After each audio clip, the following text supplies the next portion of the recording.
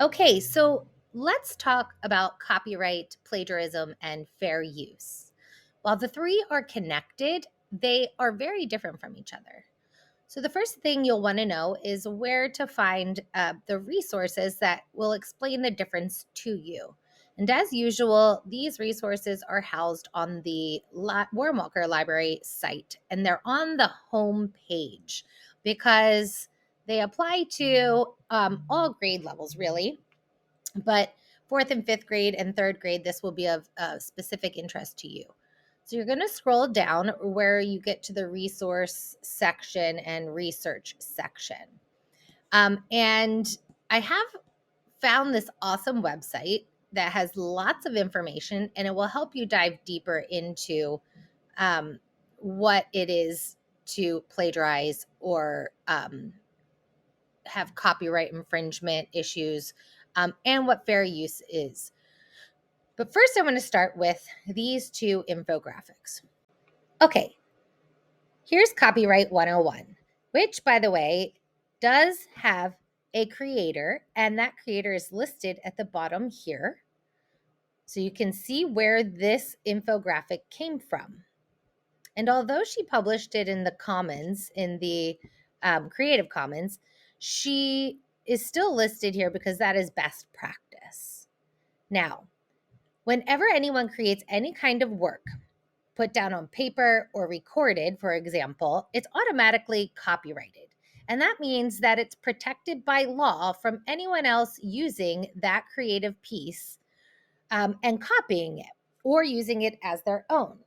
Now, the reason why people want to have copyrighted works is so that they are more free to put their work out into the public, and then the public can learn from it or appreciate or experience the creative piece without the creator worrying about it being stolen or used in a way that they don't want it to be used.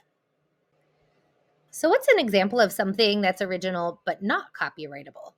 Here we have a really great example. You sang a song that you have created and it's not recorded. So, although you wrote the song in your head and you sang it out loud, if somebody else decides to take that song and use it, it's not copyrightable and you're not protected by the law. If we go down, there's also some other things to consider, including public domain. So some people create things and they forfeit the copyright and they put it into the public domain so other people can use it or copy it at their will. Although best practice still says to give credit to the person who created the work. Copyright also isn't forever, it does expire. I believe it's 70 years after the death of the person who created it. Okay, so let's review using this Copyright for Kids PDF that's also included on the library homepage. So here we see if Alex draws a picture, we can see he is the copyright owner, right? So if you draw a picture, who is the copyright owner? Me. That's right, you're the copyright owner. All right, so if Sarah wants to make a copy of Ethan's story, what should she do? Ask Ethan. That's right. So if your best friend wants to make a copy of your awesome story, who does he need to ask for permission? Me. That's right. All right, if Jade writes a story, who's the copyright owner? Jade is. That's right. And if Mrs. Schweller writes a story, it's Mrs. Schweller's. That's right. Now, what law says you are the copyright owner of the pictures you paint and the stories you write? Copyright law. Correct. Okay, so if you want to review some of the items that have copyright protection, you can read this paragraph, or you could even scroll down to the word search, and you can see blog, book, lyrics for songs, maps, movies, newspapers, paintings, scripts, sculptures, software, songs, video games, and websites. You could also use this space to create your own picture. And guess what? When you're done, it will have copyright protection.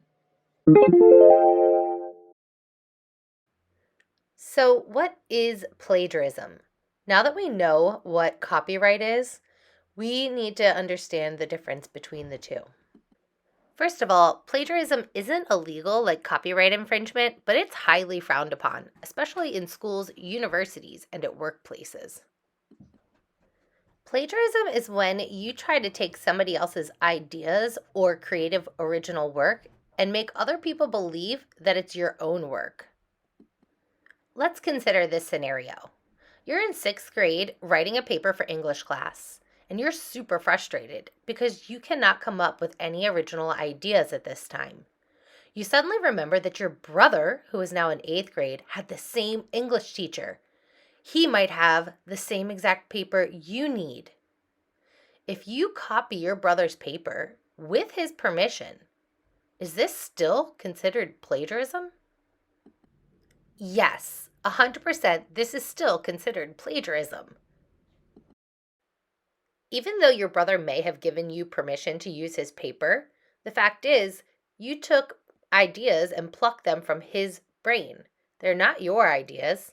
You borrowed them from your brother, and now you're trying to pass them off as your own to your teacher.